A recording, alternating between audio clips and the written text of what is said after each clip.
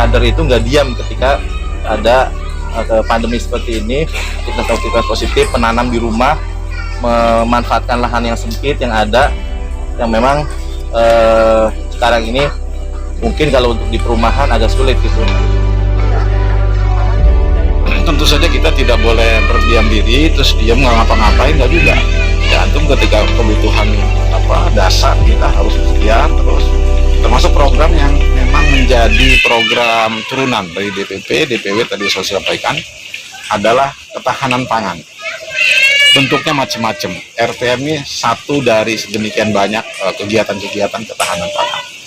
Nah, oleh karenanya, karena ini jadi program yang sudah turun dari atas, tentu saja harus dimaknai sebagai bagian dari ikhtiar.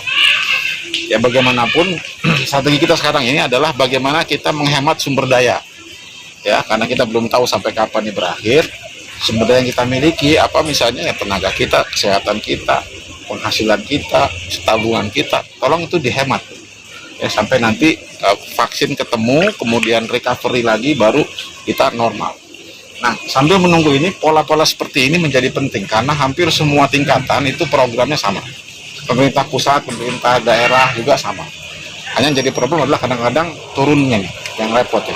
Ya UKM juga kan banyak turun bantuan, bantuan buat tenaga kerja gitu, ya kan juga turun. Tapi juga belum kapan turunnya itu kita belum tahu. Nah, oleh karena kita nggak usah nunggu yang lain-lain. Kalau ada itu bonus, kita sendiri sudah ada program, tolong itu dimaksimalkan. Dan nanti saya berharap nanti kalau ini sudah tertata ya, kita juga akan jadikan sebagai pola tambahan ekonomi kita.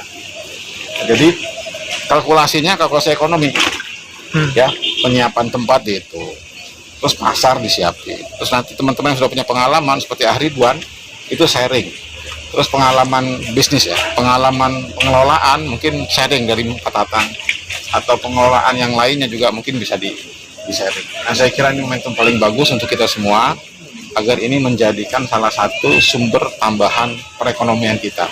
Minimal itu penghematan ya. Yang semula kita beli kebutuhan protein beli keluar, nggak usah lagi pakai ini. Kebutuhan sayur kita belanja keluar, nggak usah lagi kita pakai yang ada di sini. Nah saya kira ini satu upaya kita, karena kalau kita harus mengcover semua kader yang ada di Kabupaten Bekasi, kita nggak bisa.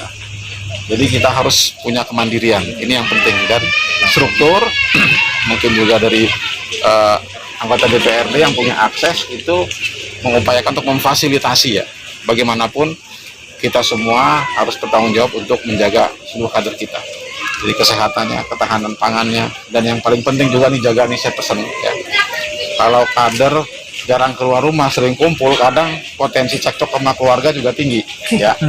Pengalaman. Ya, saya juga ada pengalaman beberapa.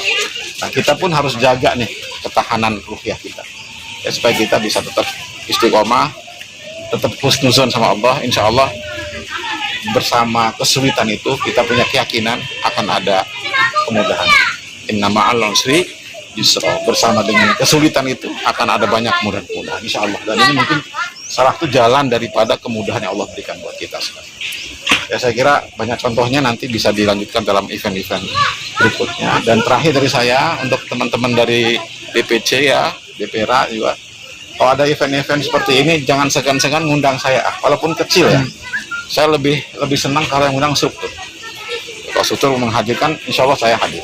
Selama tidak bentrok dengan jadwal-jadwal, itu insya Allah saya akan hadir pada event-event struktur yang ada.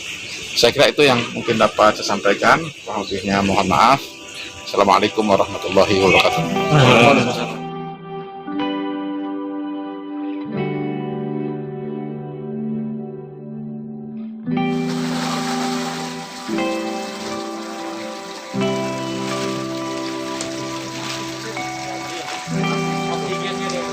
Tadi udah lebih masuk ya. Botol lah. Ini ikannya.